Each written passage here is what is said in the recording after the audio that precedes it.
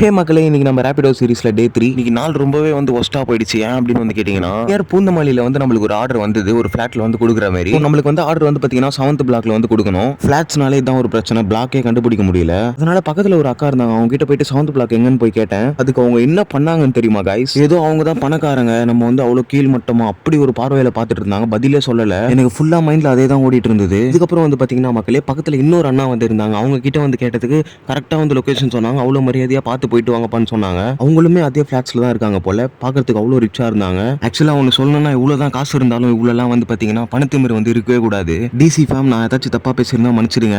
டே 3 ஒஸ்டா போனதுக்கு இந்த அக்காவும் ஒரு காரணம். இன்னொரு காரணம் என்னன்னு வந்து பாத்தீங்கன்னா, நம்ம ரேபிடோ ஆன் பண்ண டைமிங் வந்து பாத்தீங்கன்னா நைட் 7:48 தான். 9 o'clock வந்து பாத்தீங்கன்னா ஆஃப் பண்ணிட்டு வீட்டுக்கு வந்தாச்சு. 1 hourல எவ்வளோடா ஏர்ன் பண்ண அப்படின்னு வந்து கேட்டீங்கன்னா, நீங்களே பாருங்க. உங்களுக்கு வந்து ஃபர்ஸ்ட் ஆர்டர் வந்து பாத்தீங்கன்னா 46 ரூபாய், அண்ட் செகண்ட் ஆர்டருக்கு வந்து 30 ரூபாய், தேர்ட் ஆர்டருக்கு வந்து பாத்தீங்கன்னா 38 ரூபாய். இன்னைக்கு வெறும் 175 ரூபாய் தான் நம்மளால ஏர்ன் பண்ண முடிஞ்சது 1 hourல.